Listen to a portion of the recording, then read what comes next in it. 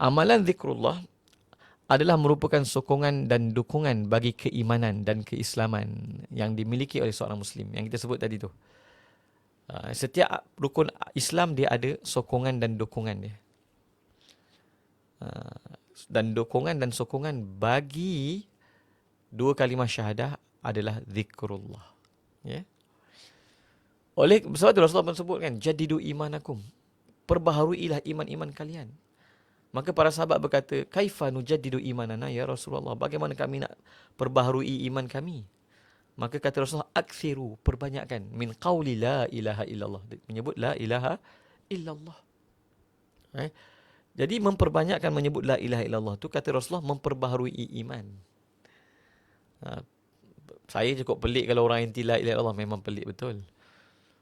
Kalau saya nak cerita panjang lah.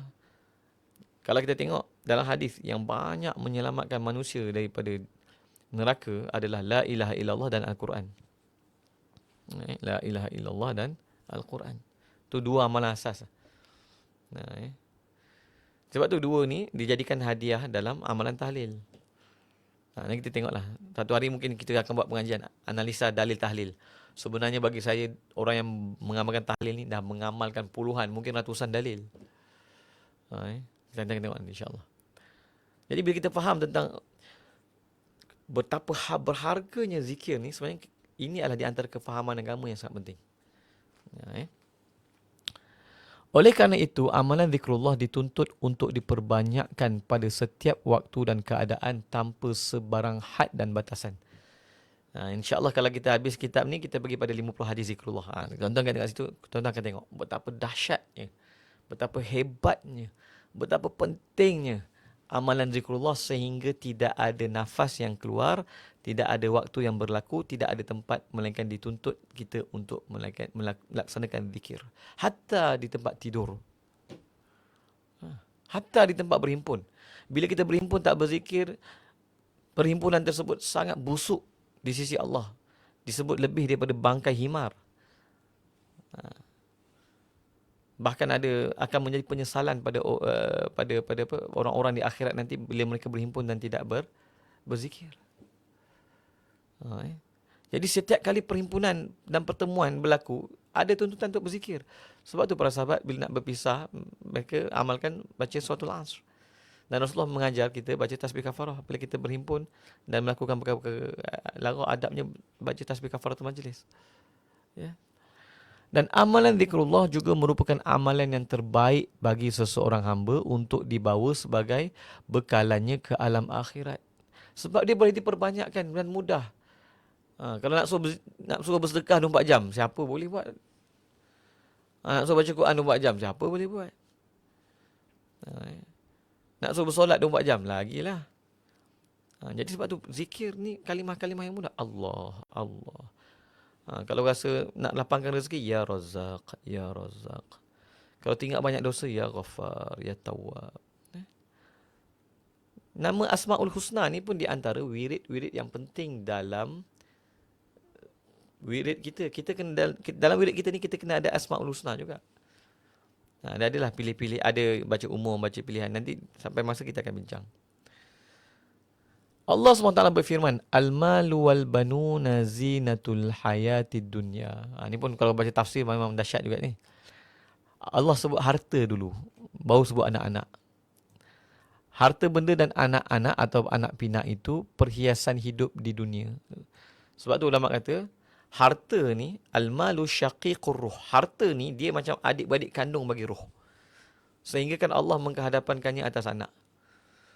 Bahkan orang yang mempertahankan hartanya, man qutila duna malihi fahuwa syahid. Siapa yang mempertahankan hartanya, kemudian dia dibunuh, fahuwa syahid. Kalau setengah orang dia faham, bukan ke mempertahankan harta ni macam mempertahankan dunia. Tak, betapa mulianya harta yang sah yang dimiliki oleh seorang Muslim. Kalau dia mati mempertahankan hartanya, itu mati syahid. Kita panggil syahid akhirat lah. Jadi, ya, itu kami ada ajar kita panggil teori harta, tapi itulah bukan di sinilah. Cuba tengok. Dan ayat selepas tu, wal baqiyatus salihatu khairun 'inda rabbika thawaban wa khairun amala.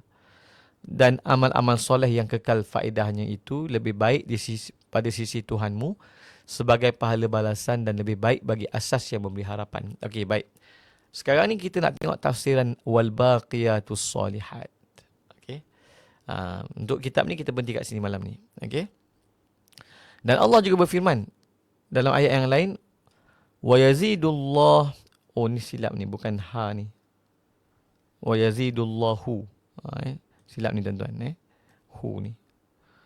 Wa yazidullahu alladhina ihtadaw huda wal baqiyatus salihatu khairun 'inda rabbika thawaban wa khairum maradda.